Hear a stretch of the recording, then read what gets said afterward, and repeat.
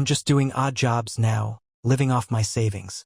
To be honest, many people are doing the same. You can't even find a job if you try. There's simply nothing out there. People say if you want to know what 2025 feels like, come to Guangzhou and try job hunting. Buy a train ticket, ride for 25 hours, and you'll understand there's no work here, not morning or night. It's not about making a living anymore, it's about not dying.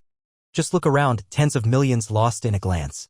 When these malls first launched, thousands fought to invest in shopfronts. Yeah? No one dares touch them. Why? Because they're mall units without proper operations. They can't survive. I beg you, don't touch mall properties. They're worthless without management. Buy one and it becomes a rat nest, just a pile of rusting metal. At present, many are scraping by with odd jobs. Most rely on dwindling savings, barely getting through each day. In truth, countless people are surviving by eating away at their reserves. Looking for work, no matter how hard one tries, opportunities are almost non-existent. Guangzhou, the southern Chinese megacity with a trillion yuan economy and tens of millions of residents, was once a beacon of openness and opportunity. Now, it's sinking into a profound crisis, impacting millions of lives. This city is no longer a promised land where dreams of transformation are nurtured. Instead, it's becoming a symbol of urban failure, a tragic stage for societal breakdown. On the surface, Guangzhou still dazzles with its glass towers and grand overpasses, but beneath lies a weight of heavy fates. Delivery workers seek shelter under bridges. Those burdened by housing debts are driven to despair, some even taking their own lives. The Shanghai gods gather aimlessly around labor markets. A chilling economic wave is silently engulfing every industry, every class. In 2025, the word on the street is, want a job in Guangzhou? Buy a ticket, endure a 25-hour train ride, and see for yourself. Job prospects are nearly non-existent, no matter the effort. Guangzhou was once a vibrant metropolis, open and brimming with opportunities for the young. But now those opportunities come with traps. Wages are so low they barely cover rent, serving bosses or toiling for platforms like Meituan. Days spent job hunting here are filled with anxiety, a sense of being trapped with no way out. The desire to strive exists, but where to begin is unclear. Savings dwindle, and spirits sink lower. Many end up abandoning Guangzhou, heading to places like Xinjiang, hoping to find some shred of meaning in life. This top-tier city has driven many to give up. Young people without jobs are increasingly becoming rat people. They sleep at dawn, wake in the late afternoon, check job apps for responses, then scroll through short videos. Hungry, they order food delivered to their door, instructing no knocking. While waiting, they scroll more. When food arrives, they eat while watching shows. After eating, they sleep, often until late evening. Upon waking, they dive back into scrolling until dawn. A rat person's day passes without meeting a soul. Such a life may seem pointless to some, but for them it's the most comfortable state. This year, unemployment seems higher than last. According to the Ministry of Human Resources and Social Security, in the first quarter of 2025, unemployment insurance payouts reached 46.5 billion yuan, up 22.4%. While insured participants grew only 0.8%, unemployment benefits hit 36.54 billion yuan, a 29% increase. Compared to 2024, job losses have clearly risen. Many unemployed struggle to find work. For entrepreneurs, this year has been brutal. Some businesses have paid out over 2 million in wages, owing over 5 million in goods, mostly bank loans. Employee salaries can't be delayed, but warehouses stacked with 200,000 pairs of shoes sit idle. The garment industry is reeling, with factories closing weekly, leaving thousands jobless overnight. Low-wage workers, dependent on orders, face housing and car loans plus basic living costs. In this bleak economy, profit is a distant dream. Clearing inventory, even at a loss, is the goal to keep operations afloat. Homes bought in Guangzhou have lost 80 million yuan in value, with interest pushing losses beyond 100 million. A decade of earnings vanished into this deficit. Another case in Foshan. A house bought for over 400 million, now worth just over 200 million. A massive loss before even moving in. Many live in fear of further price drops. Buying a home in youth, out of ignorance, meant a decade of labor for nothing but servitude. Mall shops, once fiercely sought after, are now worthless without proper management. A warning: steer clear of mall shops. They're only good for feeding rats. Guangzhou was once a launchpad for ordinary people to transform their lives. A hub of international trade, a tech stronghold, a real estate haven, and a center of middle-class dreams. Now, office vacancy rates soar. Auction platforms overflow with foreclosed homes, job fairs stand empty, and even bustling Beijing Road is shutting down. The working class can't survive, the middle class can't hold on, and the elite are exhausted. This isn't a temporary dip or economic adjustment. It's a deep fracture in social order and trust, a brutal reality. Young people are being laid off, pushed out by tech firms, displaced by industrial shifts, or swallowed by the collapsing real estate market. They wander at subway entrances, take day jobs, sleep under bridges at night, or scavenge food from trash bins. Those once burdened with million yuan housing loans, now with incomes collapsed, become senha gods, a symbol of despair spreading across Guangzhou. A sprawling economic crisis is consuming everything, stripping workers' dignity, engulfing home buyers, youth, and the middle class. Office vacancies hit historic highs, commercial districts are deserted, and even trendy milk tea shops can't survive. In Shenzhen, job postings have halved, salaries dropping from 10,000 to 3,000 yuan. Layoffs are routine. Survival comes first. Growth is a luxury. No industry is spared. Tech, real estate, education, media, manufacturing, even secure sectors like finance and state-owned enterprises are cutting staff. The real despair isn't the lack of jobs, but that even with work, survival is impossible. Many turn to delivery, long-haul driving, or odd jobs in 38-degree heat, scraping by for meager pay. Yet Guangzhou's rents remain sky-high, living costs crush, and incomes flicker like candles in the wind. Someone once said, "Before, we fought for a better life. Now, just living is a stroke of luck." They can't pay mortgages, afford health care, buy insurance, or hold on to hope. This is Guangzhou today. The city still runs, but its people's hearts are broken. The middle class, once the backbone, is crumbling. They bought homes, worked tirelessly, shouldered loans, raised kids, and paid for cars. But they're the first to be cut in layoffs. When income stops, mortgages become guillotines. Guangzhou's auctioned homes surged 120% in Q4 2024. Many sell homes below market value to avoid credit stains, yet still owe banks. They've lost faith in real estate, in effort, in the future. People are fleeing Guangzhou and Shenzhen, escaping cities that crush their dignity and youth. Those who stay face relentless pressure, shuttered commercial districts, and fierce survival competition. The economy is sinking, confidence is collapsing, and workers' suffering is dismissed as the cost of structural adjustment. Behind the so-called resilient economy are millions of broken lives. Guangzhou, China's quintessential megacity, reveals the pain beneath its prosperous facade. As bridges become shelters, Sanhe gods define a generation, and home buyers pray only to survive, a stark reality emerges. China's youth are falling into an inescapable abyss. Guangzhou's tragedy is this era's loudest warning. The economy is in dire straits. Here's a glimpse of just how bad it's gotten. Take Wuhan, for example. In 2025, the building materials market is a ghost town. The entire mall sees barely any foot traffic.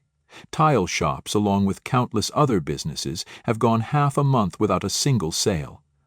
The market is undeniably tough. But don't people still need to buy homes, renovate, or get married? Are today's young people really so carefree? Malls and supermarkets are eerily empty too. Are hospitals the only places still bustling? Where have all the people gone?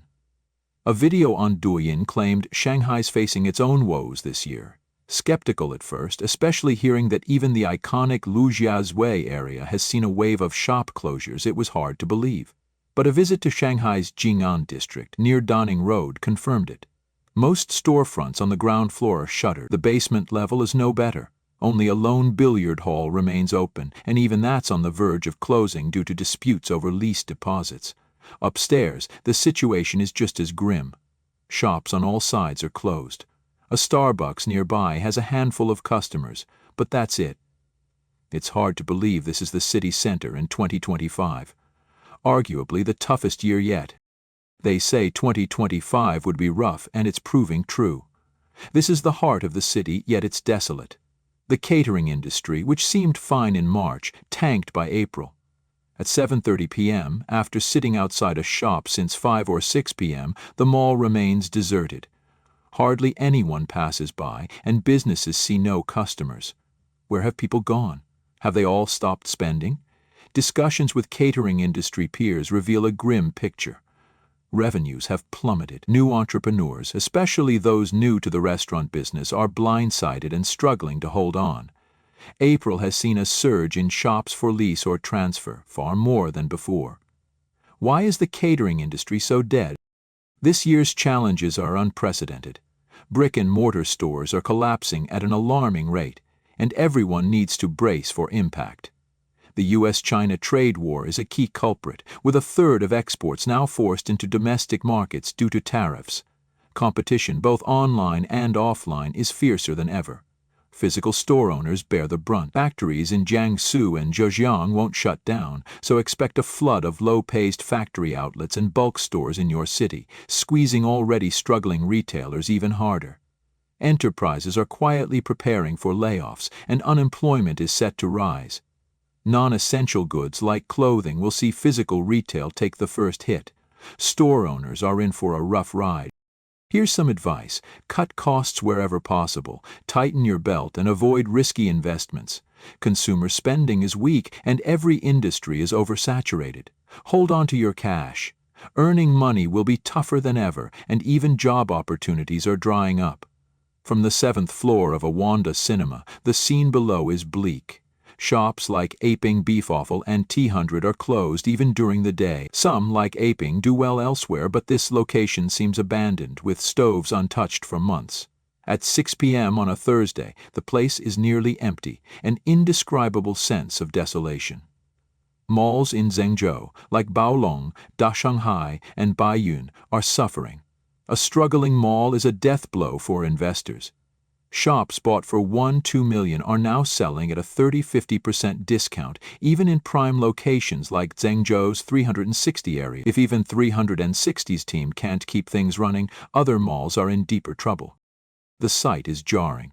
Lower floors have been converted into spaces for niche hobbies like anime and gaming.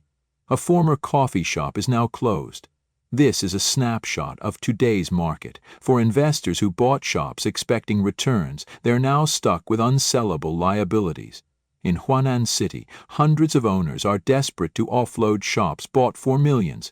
Now selling at a fraction of the price is heartbreaking. The best that can be done is to sell at the highest possible price the market will bear. The economy this year is unsettling. Places once packed with customers are now empty. Yixing City and prime Hangzhou locations are no different. Rows of physical stores have collapsed, and the few still open are on the brink. The physical retail sector is in shambles. In 2025, new opportunities are needed. Anyone looking to collaborate and brainstorm can reach out. The US-China trade war is escalating, with bilateral trade at a freezing point. This conflict is shaking global supply chains and plunging China's export industry into a deep freeze. Textile businesses are collapsing, factory closures are rampant, and workers teeter on the edge of unemployment. Let's unpack this economic storm and explore how ordinary people can survive in the cracks. China's textile industry was once the crown jewel of the world's factory. Clothing, shoes, and bags flowed endlessly overseas. Now, U.S. tariffs have sliced off that market. Textile firms are hit hardest.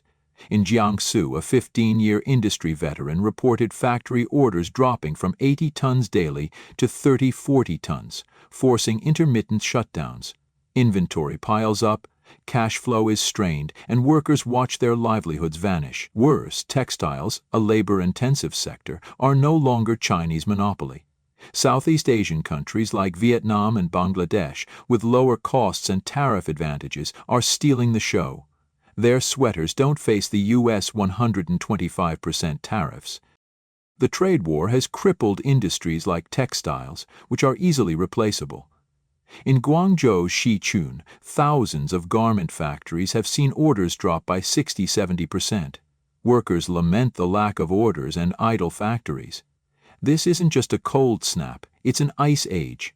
Export-heavy provinces like Zhejiang, Guangdong, and Jiangsu, once economic powerhouses, are now flooded with factory closure notices. Xi'an is filled with corporate shutdown announcements. A Jiangsu clothing factory closed until June. A Dongguan appliance plant shuttered for a month due to canceled orders. A 10-year trade manager in Zhejiang called this the worst slump ever, with orders vanishing overnight. Zhejiang's 2024 exports accounted for 70% of its GDP, but overseas demand has evaporated, forcing factories to tighten their belts. The dual circulation strategy sounds grand, but feels like running a sports car on firewood. Domestic consumption is weak, and the oversaturated home market can't absorb surplus export goods. One expert noted that China's $500 billion, 0 cents, in annual U.S. exports is at risk, and losing it would be catastrophic. The government's push for export to domestic sales is faltering. JD.com pledged 200 billion yuan to buy export goods, and Yonghui supermarkets open channels for unsold clothes and appliances, but the reality is grim. Consumers are holding on to their wallets, unwilling to splurge on discounted export goods. Small businesses, already surviving on thin margins, face crushing pressure from low-piece dumping. A Shenzhen clothing factory owner tearfully shared in a live stream that 10 containers with 30,000 garments are stuck at port, forced to be sold at a 20% discount, a final blow to his business. Netizens quipped, "This isn't clearing inventory, but clearing out the warehouse itself." Turning to domestic sales feels less like a lifeline and more like a slower death. Factory closures hit workers hardest. In Dongguan, a factory shut down overnight, leaving workers jobless. Unemployment is creeping across coastal regions, affecting textiles, electronics, and e-commerce. Job-seeking posts flood social media. Once working 996 schedules, many now face 7 work all day, every day. Government subsidies are slow to arrive, leaving factories to fend for themselves. Many won't survive. The trade war isn't just a national tussle, it's ordinary workers who pay the price first. Skilled factory workers are now selling street food to get by. This conflict is reshaping global supply chains. Experts warn that sustained high tariffs will accelerate the shift away from Chinese goods, with Southeast Asia, Mexico, and India poised to become new manufacturing hubs. Shanghai's port traffic has plummeted, with 80 cargo ship routes canceled. Once bustling docks are now quiet. The USS tariff strategy doesn't just target China, but also countries laundering Chinese goods, cementing a global supply chain overhaul. The era of "made in China" may be nearing its end. The trade war is testing China's economy like never before. Factory closures, idle ports, and unemployed workers are dominoes falling one after another. Official rhetoric claims the sky isn't falling, but the reality? Shuttered factories, stranded cargo, and workers' anxiety tells a different story.